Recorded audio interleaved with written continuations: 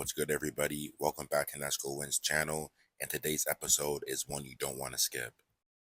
I sat down with Jaylyn Wright, a Canadian professional footballer currently playing with the Vancouver Rise FC in the Canadian Super League. She went from playing university soccer at Fresno State, transferring to Utah Valley, to signing professionally. In this interview, we get into everything: her recruitment journey, what it actually looks like to go from college to pro, also her solo training, the hours nobody saw, and the mindset that kept her going through the hard times. If you're a young player trying to figure out how to get recruited or make it to the next level, this episode literally is made for you.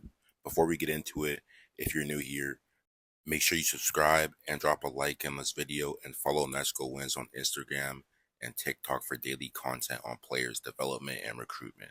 All the links are in the description below. Now let's get into it. Yeah, so walk me through what a typical week looks like for you as a Vancouver Rise player. So Mondays we usually have off. Tuesdays we have training. Wednesdays we train. Thursday we usually have off. And then Friday we're back on again. And then Saturdays we usually play, but sometimes it depends on the week.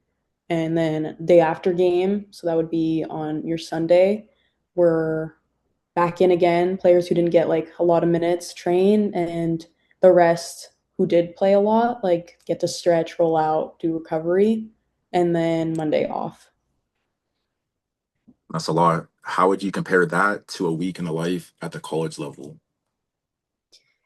Yeah, back in college, I'd say it was more intense, like a lot rougher, like on your body, because you had a similar number of games, but in a shorter span of time.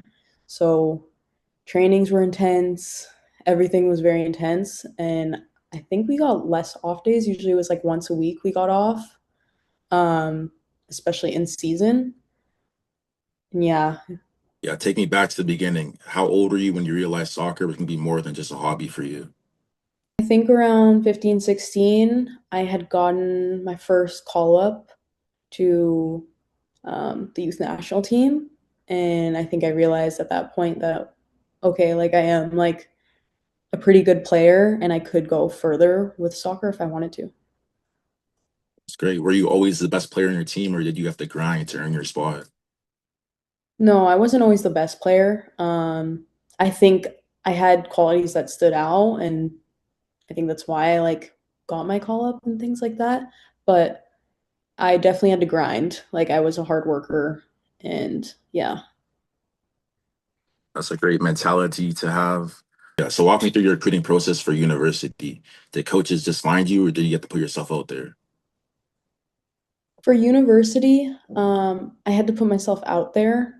I hired a company that made me a highlight video and then sent it out to like basically every school, like every D1 school. And from there, coaches and teams reached back, and I like had conversations, what some of them like phone calls or Zoom calls, um, and or I just emailed back and forth and eventually got to signing scholarships. So. Yeah, that's cool. During those calls, what was like the main thing coaches wanted from you in order to sign to you? Yeah. wanted they wanted to make sure that I was, a lot of them, fitness was a huge part, and they were very upfront about their fitness standards and whether I would match that, and they wanted honesty around that. Um, they also liked me being engaged. Like the more research I did on the school and how they played and their formation, um, usually worked out in my favor, because they would ask questions like, "Oh, do you think you'd fit into this formation or this and that?" And so, yeah, and I think also my speed was like a determining factor for them that they liked. Sounds like you got a lot of college offers during your day. What questions were you asking yourself in order to pick the school you wanted to go to? Location was a big one for me. So was level and like style of play of the school. I did want to go to like a higher level competitive D1. I didn't want to be like in a not so great conference or playing against teams who were like, not the best. And so that was obviously a big thing. Also, as for location, like I wanted to be somewhere where I knew I was going to enjoy like college itself because it isn't just about soccer. And yeah, like West Coast I thought would be like fun. Like why not? And I come from a big city too, so I wanted to be somewhere where like there's a lot of people, there's a lot of things to do. Um, and yeah, whether I fit into the team system, I'd usually do my research and see if they're just playing kick and run, that wasn't really where I wanted to go. If they were like moving the ball more, I was more interested. That's awesome. So your first university that you went to was in California, is that Yeah, correct? yeah, Fresno State. Yeah. Um, yeah, so what was the deciding factor for picking Fresno State? Um, to be honest, oh well, another factor is obviously like scholarship money. Obviously, school in the U.S. is expensive, and that was a huge factor with Fresno State. Is they offered me like everything I wanted. So it was kind of hard to like say no, as well as I did enter the system late. Like when it came to talking to coaches, like a lot of people my year had already signed like almost a year ahead of me, especially the Americans, because Canadians tend to be a little later to the system. So I didn't have as many options my first go around as when I transferred later on. Um, but yeah, You say is the biggest difference from the college game to the youth game? college to youth. I think speed of play. I will also say, I mean, biggest one from like Canadian to American thing is more like just the amount of like physicality there is, whether it was like physical, like pushing someone, like the amount of like strength Yeah. you need, or um, even just like the speed and the amount of fitness you need, like how much you run. I was like, I think a lot of Canadians are thrown off by how much running there is in the American game. Yeah, it's a lot of athletes down there. Fast, Yeah. strong. Hmm. It is a big difference.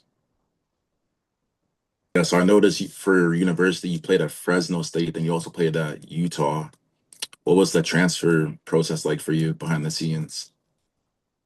Yeah, behind the scenes, I mean, I talked to my coach first and let him know that I wanted to transfer, and then from there I entered the portal. And I automatically had some coaches reach out to me without reaching out to anyone first. And then, but then I also did my own emailing this time and emailed a bunch of coaches, like only the schools I really wanted to go to or who I thought would be interested um, with my highlight video. Hmm. And I got like responses back from them too. Wait, so Fresno was your dream school? They offered you everything? How many years were you there, and why did you transfer? I was there for a year and a half, so two fall seasons. Um, they I transferred because I was having a few. I think sometimes American coaches are a little. I mean, they're different from Canadian coaches, and so I was struggling with understanding why sometimes I would be benched one game and then the next game, like I was starting and playing the whole game without much explanation. And I just wanted like more security, especially when I knew like I should be able to play like full games at the level. So I was looking for somewhere more competitive and somewhere where I could like push myself to get that. And you did you get that in Utah? Yeah, Utah. Our team was like really good. I think the quality of players and practice level was a lot higher. So I felt like I got better and pushed myself in that environment. And how many years were you at Utah for? And then you joining Yeah, for Vancouver two, Rise? Two for two. Yeah, seasons. yeah. So you graduated, you did all your 4 years then? Yeah, I got my psychology degree in like 3.5, and I graduated a semester early so I could come to um, Vancouver. That's awesome. So what advice would you give a 16-year-old right now who wants to get their first offer? Yeah, I think you have to be very proactive. Like you have to either you hire someone to do the emailing for you, or you yourself make sure you make the highlight video and you're like really reaching out to coaches. And when they reach back, you are being very proactive and like replying fast, and also like not giving them all the same kind of responses if you can, like making sure it's more personalized so they can tell that you are like very interested, because there's a bunch of kids obviously trying to go to the same school you're trying to go to. Um, and you want to make sure that you stand out and that they pick you before they pick someone else. Yeah, that's great advice. Replying quickly and not being generic when you're sending your emails, because coaches can Yeah. definitely tell if you're just sending the same thing to everybody. Yeah. So you play for Vancouver Rise FC. How did the Vancouver Rise FC find you, and what did the signing process look like? So I knew the new Canadian League was starting, the NSL, and I figured I'd reach out to some teams, and I emailed them and just reached out, sent them a CV and my highlight video. And they got back to me and told me they were having like an invite only trial and that I should come. So I went to the trial. It was like 3 days long, and I guess I did pretty well because they messaged me like a few days later telling me that they wanted to give me a contract. And from there, I didn't actually have an agent before, so I reached out to an agent and he helped me like negotiate terms and all this and that in my contract. That's awesome. You did all the hard work without the agent, which is really good. And then you also had to take that investment. You invested in yourself, flew to Vancouver, stayed there for 3 days. Why were you so confident in yourself that you're going to get signed?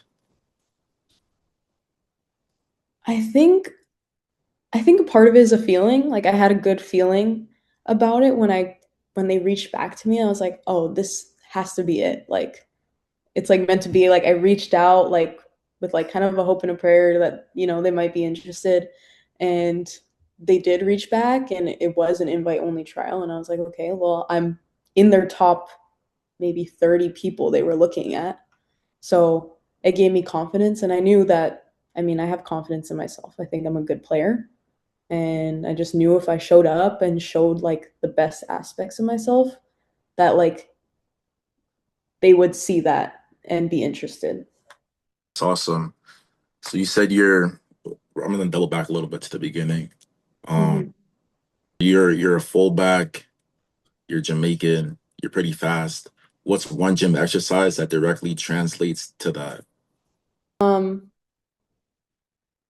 I think anything hamstring related, because your hamstrings help you when you're sprinting, obviously high speeds. I'd say like I do a lot of Nordics, also like split squats are pretty explosive. Plyometric work? Hmm. Totally. Plyometric work is the best for building that speed. Do you do any hill sprints? Or no? Not a ton. Sometimes we'll have like a more of like a speed agility kind of day in our warm up where we get some sprints in, um, cutting at different angles and things like that, and working on our breakdowns. Good. And I'm gonna double back again to this question. What did your solo training look like at the youth level and then college and then compared to right now? As a kid, I think I did a lot of just basic technical things like juggling, passing, dribbling, like things where you're getting touches in and you're getting better on the ball. I think that was like most important. I did a lot of shooting too. Um, and then as I got older into the college level, it became clear really quickly like that fitness is like super important. You don't tend to work on fitness so much as like a youth player. So I started working more on that. Like the college level demands a lot of you physically. So I was doing lots of strides and fitness tests over and over, making sure I met that benchmark. And then as a pro, I don't tend to do much in season, but out of season, I will like do privates usually with a professional or with a small group of other like pros. Um, and that usually consists of more technical things, with maybe a little bit of running. It's great. And when you were doing all the solo training as a younger kid, were you just doing it by yourself or did you go to the field with somebody? I usually, well, sometimes my brother, he's older than me, and we would go together and do some things. Sometimes we still do when I go home. Um, and or a lot of times it would be myself, especially if it's just like juggling or dribbling. Like that's not too hard to do on your own. How are you finding the correct drills and fitness drills to do? Are you just searching it up on YouTube? No, so in college when I was doing more of the fitness stuff, usually my strength coach, wherever I was at, would have like a packet to where each week it would have each week and every day what you should be doing to like be able to pass whatever fitness test they had. Mhm. So I would just follow that and it tended to work. Simple as that. And the last couple of questions. What's one thing most young footballers are doing wrong in their development? I think skipping the basics. I feel like sometimes you see, I think especially for fast players like me, you see oftentimes that they're not really taught to do much other than run. Like the tech kind of gets lost a little, and then you get to like 11 aside or bigger matches, and you start to see, yeah, like they're beating players and they're good and they're standing out because they have the natural talent. But once you get to a higher level, that those like small things start to become more noticeable because you can't just beat someone by running by them super easily because a good defender has like the tactical mind to like be able to deal with it. And so I think it's important like to not skip the basics, like your basic touch, first touch, like dribbling, things like that, passing quality. Master the basics before you do more. Hmm. Exactly. So a player wants to go pro. What's the first thing that they should do tomorrow? Um, I think having belief and persevering. There were a lot of times for me where I felt very unsure, or coaches made me feel unsure, or like I wasn't up to the standard. And I think it's important to just always believe in yourself because if you're believing in yourself and you're putting the work in, then I don't see why you wouldn't be able to go pro and achieve your dreams. Exactly. So pretty much believe in yourself before anybody else does, and believe in Mhm, yourself to the absolute max because nobody else is gonna believe in your goals more than you. mhm. Nobody else is gonna put in the work more than you, and no one is gonna force you to wake up, go to the gym, stay late, stay in the rain. It's 100% up to you. Exactly it. So for all the players and parents watching this right now, who want professional representation, where can they go to get that? Professional representation, like an agency. Yeah, like it. Yeah, Um, Honestly, what I did and what have told other people to do who have wanted to go pro is Instagram. Like, look at your favorite players or look at players in a league you want to play in or on a team you want to play for and go in their bio, and usually their agencies in there, and just reach out to agents through there. Or, like, agents might have their email in their bios too. Just take the email, make sure you have a player CV with like all of your past experience